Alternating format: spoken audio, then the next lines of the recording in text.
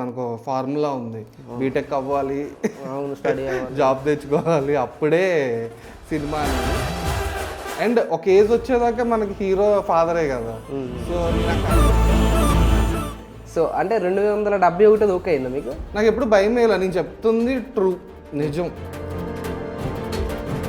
ఆ టైటిల్ ఏంటి సార్ డిఫరెంట్గా? ఆనంద లహరి. మా ఫాదర్ వాళ్ళది వెస్ట్ గోదావరి, మా అమ్మ వాళ్ళది ఈస్ట్ గోదావరి. సో ఎప్పుడు ఒక ఫైట్ ఉంటుంది.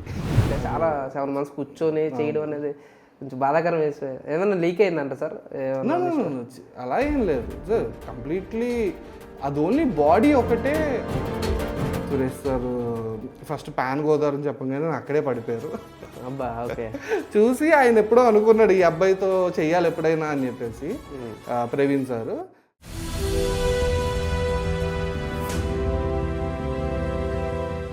హాయ్, హలో, నమస్తే, వెల్కమ్ టు సీవో టీవీ. మన ముందున్నారు సాయి వానపల్లి గారు. రీసెంట్గా వచ్చిన వెస్ట్ అమ్మాయి ఈస్ట్ అబ్బాయి అని చెప్పేసి ఆనంద లహరి వెబ్ సిరీస్ తీయడం అయితే జరిగింది. సో బేసికల్గా ఫస్ట్ అనుకుంది అయితే ఆనంద లహరి అని ఒక ఇద్దరు జర్నీ చెప్దామని అయితే ఫస్ట్ అనుకున్నా. సో ఏ సెటప్లో చెప్దాము అనుకున్నప్పుడు నాకు తెలిసిన సెటప్లో చెప్తే బాగుంటుంది కదా. సో నాది గోదావరి కాబట్టి అదే సెటప్లో చెప్తే బాగుంటుంది. అండ్ ఇది ఎక్కువ ఎర్లీ మ్యారేజెస్ని ఏం చేస్తుంది కాబట్టి గోదావరిలో చాలా కామన్ ఎర్లీ మ్యారేజ్ చేయడం అనేది. సో ఇక్కడే సెటప్ చేద్దాం అనుకున్నప్పుడు సరే ఒక అమ్మాయి ఒక అబ్బాయి తీసుకోవాలి, కాన్ఫ్లిక్ట్ కావాలి. సో నాకు చిన్నప్పటి నుండి మా ఫాదర్ వాళ్ళది వెస్ట్ గోదావరి భీమవరం, మా అమ్మ వాళ్ళది ఈస్ట్ గోదావరి సామలకోట.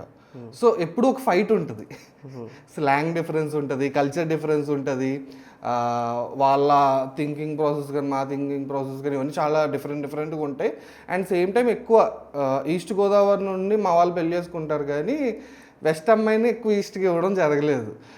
ఈ సెటప్లో చెప్తే బాగుంటుంది కదా అని చెప్పి ఒక థాట్ వచ్చింది. సో ఇలా ఒక ఫన్ జనరేట్ చేద్దాం కథ, ఇది ఎవరు చెప్పలేదు ఇప్పటిదాకా, ఇట్స్ ద ఫస్ట్. అందుకని pan Godavari web series. Pan Godavari అనేది కూడా చాలా డిఫరెంట్ ఉంది. అంటే పాన్ ఇండియా చూసాం, పాన్ వరల్డ్ చూసాం, ఇదేంటి అబ్బా పాన్ గోదావరి ఏంటి అని చెప్పేసి నేను అనుకున్నా సార్. సో మీరు ఈ కథ పట్టుకొని ఎంతమంది తిరిగారు? నేను అరౌండ్ ఇదైతే 270 నేరేషన్స్ ఇచ్చాను. 270 270 నేరేషన్స్ అంటే అసలు ఒక డైరెక్టర్ అంటే ఒక ఇద్దరికి చెప్తేనే ఇంకా మూడో వ్యక్తికి వెళ్తే కాన్ఫిడెన్స్ లెవెల్స్ తగ్గిపోతాయి. ఇంకా మూడోడు కూడా ఎలాగ అంటాడు అని చెప్పి చాలామంది డైరెక్టర్స్ కూడా వెళ్తారు, నరేషన్స్ ఇస్తారు, ఇంకా తిరిగి అలసిపోతారు, కాన్ఫిడెన్స్ లెవెల్స్ కూడా తగ్గిపోతాయి. సో 270 ఇచ్చారంటే మీ ఓపికకి మీ పేషెన్స్కి అసలు మెచ్చుకోవాలి సార్ నిజంగా. సో అంటే 271 ఓకే అయిందా మీకు? అంతే. నరేషన్ ఎవరికి ఇచ్చారు సార్ పర్టికులర్ డైరెక్ట్గా? అంటే సురేష్ ప్రొడక్షన్స్ టీమ్కి ఇచ్చారా లేదంటే? చాలా అంటే 270 నేరేషన్స్ అంటే మీరు ఒక పాయింట్ అన్నారు కదా మళ్ళీ ఆగిపోతారు భయమేస్ అని. సో పాయింట్ ఏంటంటే కథ రాసుంటే సమ్ ఏదైనా రియల్ ఇన్సిడెంట్స్ నుండి కాకుండా కథలు ఏమైనా రాసుంటే భయం ఉండేది. నేను కథ ఎక్కడ నుండి రాసాను, నా రియల్ లైఫ్లో నుండి తీసుకొని నా రియల్ లైఫ్ జర్నీ ఇవన్నీ కలిపే రాశాను. ఈవెన్ ఆనంద లహరి కోర్ లైన్ ఏదైతే ఉందో అది కూడా నా ఫ్రెండ్ నరేంద్ర అని చెప్పేసి వాడు చాలా ఎర్లీగా మ్యారేజ్ చేసుకున్నాడు మా బ్యాచ్లో. సో వాడి నుండి తీసుకున్న ఒక లైన్ అది. మిగతాదంతా కూడా నా లైఫ్లో నుండి మా ఫాదరు, మా చుట్టాలు, మా అమ్మమ్మ వాళ్ళు ఎలా ఉన్నారు ఇలానే రాసా కాబట్టి నాకు ఎప్పుడు భయం వేయాల, నేను చెప్తుంది ట్రూ, నిజం, కథ కాదు, ఇవి రియల్ ఇన్సిడెంట్స్ అన్నిటినీ నేను ఒక పాయింట్కి కలిపా స్క్రీన్ ప్లేలో. వేరు ఉన్నదాన్ని ఒక పాయింట్లో కలిపా కానీ సో అందుకు నాకు ఎప్పుడు భయం వేయలేదు. సో ఆనంద లహరి ఆ టైటిల్ ఏంటి సార్ డిఫరెంట్గా? ఆనంద లహరి అంటే ఒకసారి ఆ టైటిల్ పెట్టడానికి కారణం ఏంటి? సో బేసికల్గా ఆనంద్ చాలా జాలీ, మీరు సిరీస్ చూస్తే చాలా జాలీగా ఉంటాడు స్టార్టింగ్ నుండి ఎండ్ దాకా. అడిగి ఇంకో పనే ఉండదు, గాలి తిరుగుతూ ఉంటాడు. అసలు ఎంత సీరియస్ విషయాన్నైనా ఆడు సిల్లీగానే తీసుకుంటాడు. ఈవెన్ నాట్ ఒక పెద్ద ఇద్దరి మధ్య పెద్ద గొడవ 7th ఎపిసోడ్లో ఆల్మోస్ట్ సిరీస్ అయిపోతున్న పాయింట్కి కూడా వాడి గొడవలో వాడు తీసే పాయింట్ ఎలా ఉంటుంది అంటే, నువ్వు టికెట్లు బుక్ చేస్తున్నప్పుడు బుక్ కావాలేస్తే నువ్వు గివ్ అప్ ఇచ్చావు అనే ఒక చాలా జాలీ ఫెలో కాబట్టి ఆనందాన్ని పెట్టడం జరిగింది. సో లహరి ఆలోచిస్తే చాలా డెప్త్ ఉంటుంది అమ్మాయికి క్యారెక్టరైజేషన్. అండ్ అమ్మాయి చాలా ఫ్లక్చువేట్ అవుతుంది క్యారెక్టర్. ఒకసారి హై కోపంగా ఉంటుంది, ఇంకోసారి చాలా ప్రేమగా ఉంటుంది, ఇంకోసారి చాలా జోయల్గా ఉంటుంది. సో అన్నీ కలిపి ఉంటాయి కాబట్టి అమ్మాయికి ఆనంద లహరి అని చెప్పేసి లహరి అని పెట్టా. సో లహరి అంటే కెరటాలు, ఆ? లహరి అంటే కెరటాలు. అవును సార్, సో ఆనంద్ అంటే జాయ్, ఆనంద్ లహరి. ఆనంద లహరి. బట్ చూసిన వాళ్ళు మట్టుగా ఆనందంగా ఉంటారు కాబట్టి ఆనంద్ సో లహరి. ఈ సిరీస్లో నేను చూసాను సార్, నాకు బాగా ఇబ్బంది పట్టిన డైలాగ్ ఏంటంటే మనోడు వెళ్ళి మా నాన్న ఎవరో నీకు తెలుసా అంటాడు సెక్యూరిటీ వాడు. మీ నాన్న ఎవరైతే నాకెందుకు, ముందు నువ్వు రేపు టికెట్ బుక్ చేసుకుని ఈ రోజు అయితే నేనేం చేయను అంటాడు. అదే ఆ డైలాగ్ అంటే మనకి ఈస్ట్ వెస్ట్లో బాగా మనకి ఏంటంటే ఇది ఉంటుంది, డాడీకి మా నాన్నది మా నాన్న ఇది, సో ఎందుకు ఆపుతావు ఇది ఉంటుంది. సో నాకు చాలా నవ్వుకున్నా ఆ డైలాగ్కి. అంటే జోయల్గా మనల్ని మనం చూసినట్టు అనిపించింది. అటువంటి డైలాగ్స్ పెట్టడానికి కారణం కానీ. సో ఇంకో విషయం ఏంటంటే ఫస్ట్ నైట్ రోజు నాడు తన ఫోన్ చెక్ చేస్తాడు మనోడు, ఫోన్ చెక్ చేసి ఇంత అనుమానం ఏంటని చెప్పేసి, అంటే వాడు ఏదో రూపంలో అడిగి పెళ్లి ఇష్టం లేదు, జోవిల్గా తిరిగి కొంచెం జోలాయిగా తిరిగి వ్యక్తికి పెళ్లి సడన్గా తాడు కట్టేసి బంధం కట్టేస్తే ఎట్లా ఉంటుందో అట్లా ఉంది. సో మనోడు ఏం చేసి దీన్ని ఏదోలా తప్పించుకోవాలి అని చెప్పేసి ఏదో ఒకటి గొడవ పెడుతూనే ఉంటాడు. సో రియల్ లైఫ్లో జరిగే, కానీ అది చూసినంతసేపు కూడా ఓకే మనకి యాక్ట్ అయ్యేలా ఉంది కదా అన్నట్టుగా అనుకున్నాము. సో ఆ క్యారెక్టరైజేషన్ అట్లా పెట్టడానికి కారణం ఏంటి? సో బేసికల్గా మీరు అన్నట్టే ఆల్రెడీ మీరు క్వశ్చన్ అండ్ ఆన్సర్ ఇచ్చేసారు. ఓకే. గోదావరిలో అందరూ వాళ్ళ ఫాదర్స్ స్టిల్ వాళ్ళకి నాకు ఏదో మా నాన్న ఎవరు తెలుసు నీకు అనేది, ఎవరు వస్తే మా నాన్న ఉన్నాడులే అనేది చాలా చాలా చాలా కామన్ డైలాగ్ అది. ఓకే. మీకు తెలిసిందే కదా, ఏదున్నా మా నాన్న ఉన్నాడు, మా నాన్న చూసుకుంటాడు. అంటే మనం ఎక్కడ రిగ్రెట్ ఫీల్ అవ్వము, చాలా ప్రౌడ్గా ఫీల్ అవుతూ ఉంటాము. ఎవరి స్థాయిలో వాళ్ళ ఫాదర్ వాళ్ళకి అక్కడ ఒక మంచి కింగ్ లానే కనిపిస్తూ ఉంటాడు. సో అండ్ ఒక ఏజ్ వచ్చేదాకా మనకి హీరో ఫాదరే కదా.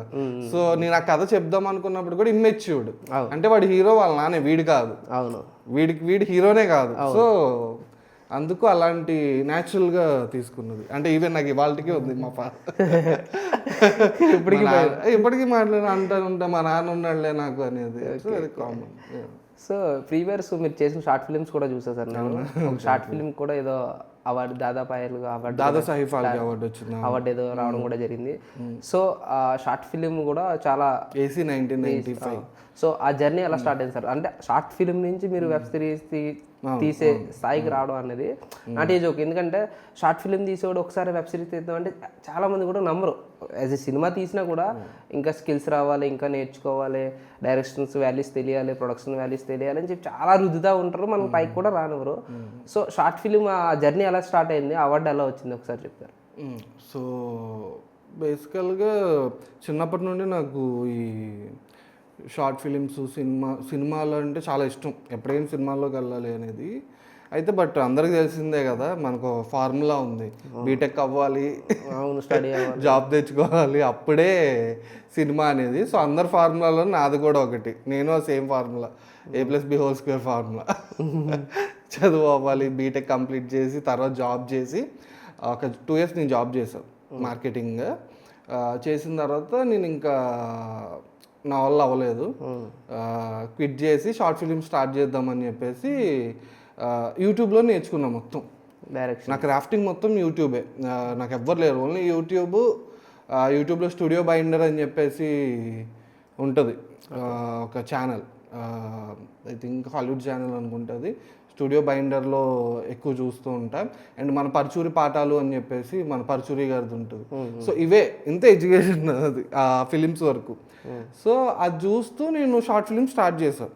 సో ఒక షార్ట్ ఫిలిం చేసా, బాగా వచ్చింది, ఇంకోటి చేసా, బాగా వచ్చింది. అట్లా ఒక 3 attempts తర్వాత AC 1995 ఆ షార్ట్ ఫిలిం బ్రేక్, అది చాలా మంచి రెస్పాన్స్ వచ్చింది.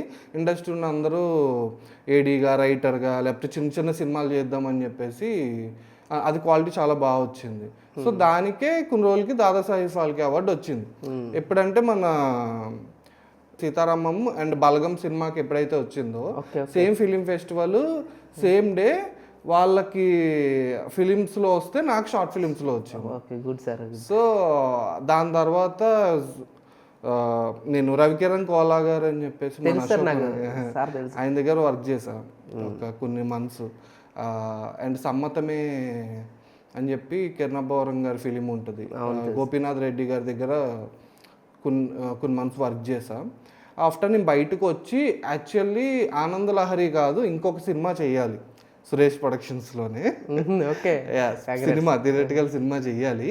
అది ఆల్మోస్ట్ అన్నీ అందరికీ నచ్చి లోపల అంతా అయిన తర్వాత సిమిలర్ మూవీ ఒకటి వచ్చింది, సిమిలర్ స్టోరీ. సో అదొక 7 months డిస్టర్బ్ చేసింది బాగా. 7 months రైటింగ్లో ఉన్నాం అది మొత్తం సురేష్ ప్రొడక్షన్స్ లోపలే. ట్రైలర్ వస్తుంది, అంతా కష్టపడింది సేమ్ అదే ట్రైలర్ వస్తుంది. ఇంకా చాలా 7 months కూర్చొని చేయడం అనేది కొంచెం బాధాకరం వేసి ఏమైనా లీక్ అయిందంట సార్? అలా ఏం లేదు, కంప్లీట్లీ అది ఓన్లీ బాడీ ఒకటే సేమ్, మెయిన్ కథ వేరు. కానీ ఇప్పుడు అప్పుడే తీయలేం, తీస్తే అదే దాన్ని మనం మళ్ళీ కాపీ కొట్టుకుంటాం. ఇట్స్ నాట్ లీక్డ్, కోఇన్సిడెన్స్ నాకు వచ్చిన థాట్ ఇంకొకరికి వచ్చి ఉండొచ్చు. సో అలా జరిగింది. దెన్ మళ్ళీ తర్వాత అదే ప్రొడక్షన్ ఆ పాయింట్కి అక్కడ ఉన్న వాళ్ళందరూ నన్ను బిలీవ్ చేయడం స్టార్ట్ చేశారు ఈ 7 monthsలో. లోపల ఉన్న వాళ్ళు ఓకే ఈ అబ్బాయి చేయగలడు అది ఇది అని.